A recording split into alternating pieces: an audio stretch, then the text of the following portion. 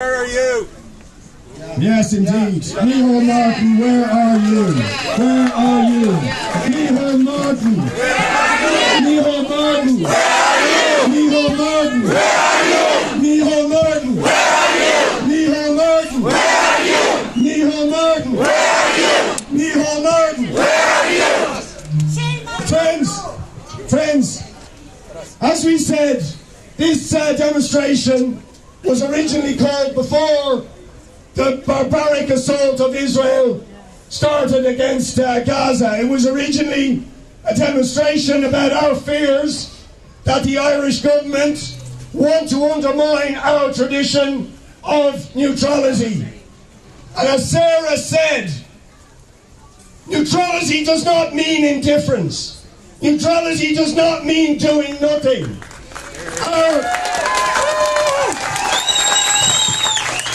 In Ireland, our tradition of neutrality comes from the fact that we were victims of colonial oppression at the hands of the British Empire.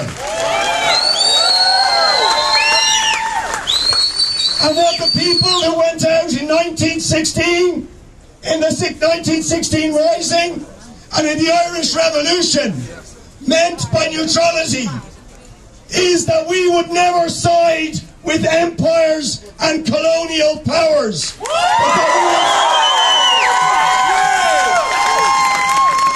We would always stand with the oppressed of the world. Always with the oppressed of the world. And in that regard, Micheál Martin and this government have brought shame on the tradition of Irish neutrality.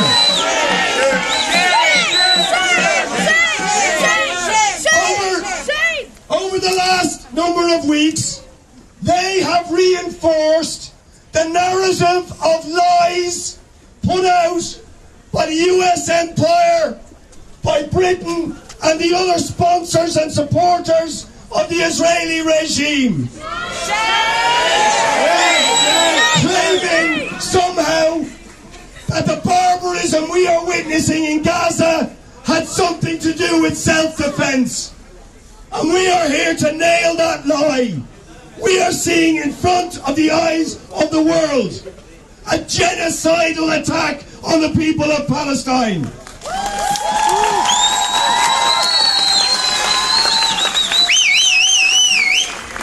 And I was talking today with scholars. We were at a meeting organised by the Rohingya people. The Rohingya people, also victims of a genocidal attack in Myanmar. And today they organised an online international rally for Palestine and for Gaza. And at it, there was a speaker from Gaza, an academic, along with other academics who are specialised, including Jewish academics, who specialised in genocide. And they said that this is a textbook example of genocide. The dehumanisation of the Palestinians. And they pointed out, particularly the academic from Gaza, he said, this is unique. We have seen terrible genocides in history, in the Congo, of the Armenian people, of the Nazi Holocaust against the Jews. And this is another episode in that dark history of genocides now being perpetrated against the people of Gaza.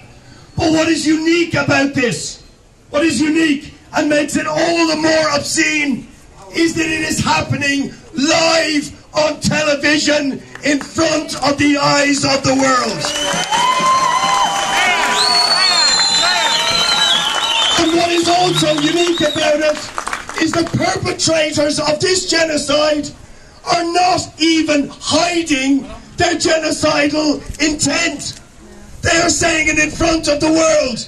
We are going to starve an entire population of food, of water, of electricity, of medicine. They have described the Palestinian people as animals, dehumanizing the entire population. And yet, And yet, their sponsors, the United States and Britain, cannot even say a word ceasefire.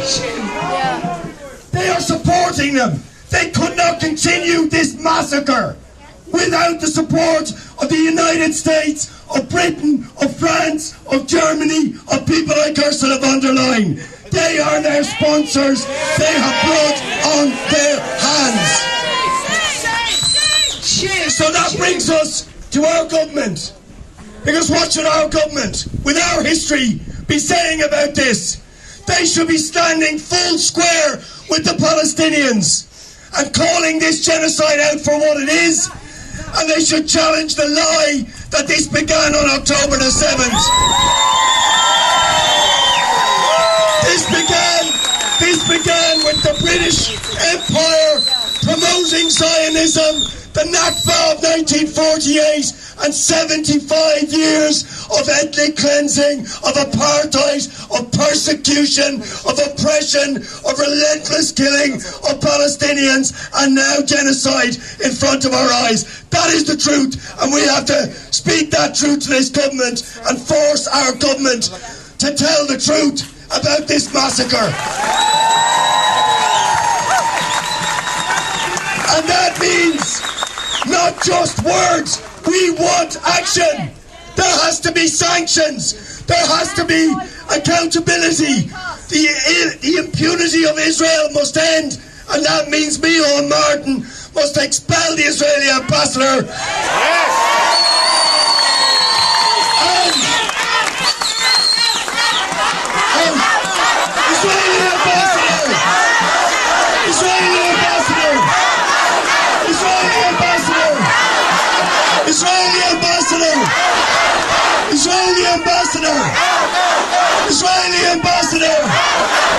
Israeli ambassador. But I just want to conclude my remarks by saying this. It's not just about the ambassador. We're going to start with that. We begin with that. And if somebody in the Dáil does not bring that motion in front of the Dáil, we did it a few weeks ago, they voted against it. We will make sure it gets on the agenda of the Dáil in the next couple of weeks. And we want thousands and tens of thousands to be outside the Dáil. And we want to see people vote with the Palestinians by voting. But we must go beyond that. We want complete boycott, complete divestment, complete sanctions. The apartheid, no apartheid state, any more than South African apartheid, had any place in the company of civilized nations. They have no place. They have no right to defend apartheid. They have no right to defend ethnic cleansing. They have no right to defend occupation. The people of Palestine have the right to resist all of those things. And we need to stand with them. Okay. I'm going to introduce our first speaker. Sorry for going on so long, but we have to say these things. Claire Daly, who's been another voice in Europe, member of the European Parliament. Please give her a welcome.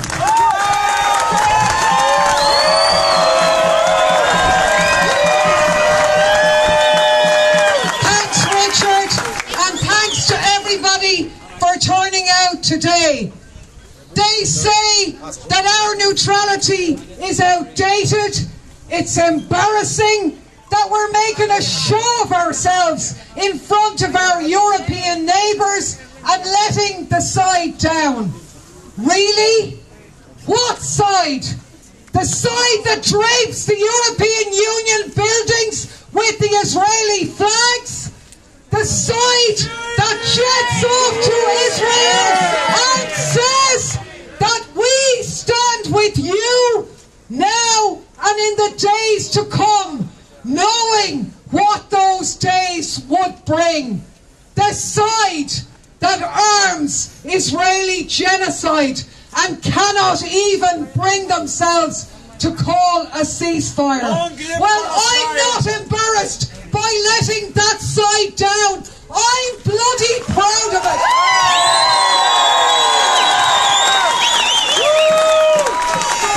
And Micheál to have Ursula, fond of lying, speak for him. But I'm not, our president isn't, and I'm pretty sure that you aren't either.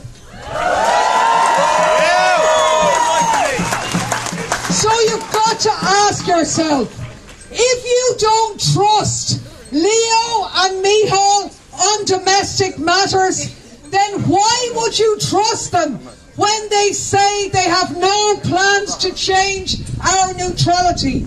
You shouldn't. They are lying.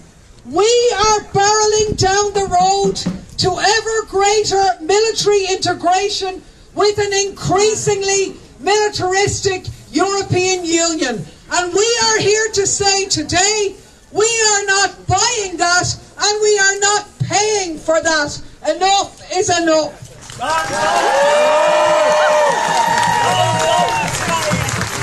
There are billions now being spent on militarism that could be spent on the things that really make us safe, like housing and health and tackling climate change. Instead, all those funds are ending up in the pockets of the military-industrial complex. It's a sham. Our government thought that the war in Ukraine would be enough to let them shake off their pretense at adherence to our neutrality. But they were wrong. Our history tells us we need our neutrality and we are going to keep it. So we are here today to say we're proud of our peacekeeping record. We want to keep that, but we don't want to keep the bastardised version of our neutrality that allows our airports, even now, to use to transit weaponry to the Middle East from US empire.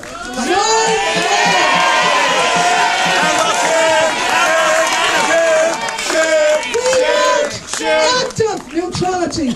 We want our government to go out and fight for a unity for peace resolution at the UN to enforce a ceasefire. We want them to demand an arms embargo on Israel. We want them to block US weaponry transiting our shores. We want our naval vessels to bring humanitarian aid to Gaza. In this way, we are.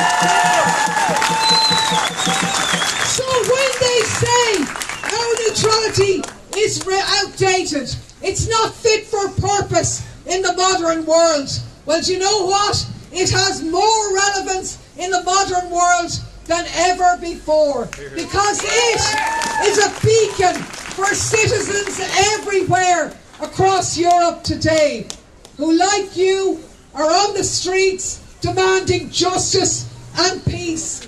Our neutrality is at home with the majority of countries in the world who stand with the non-aligned movement, who believe in the peaceful resolution of disputes and the upholding of international law. And people around the world are off their knees demanding this and demanding justice for Palestine.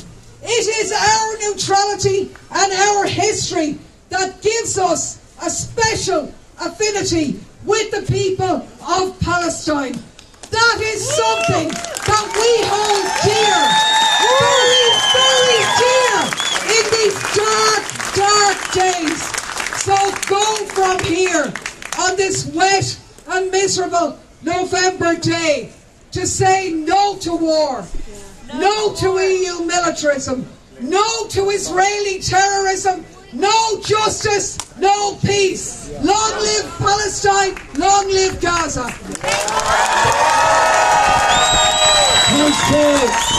Thanks,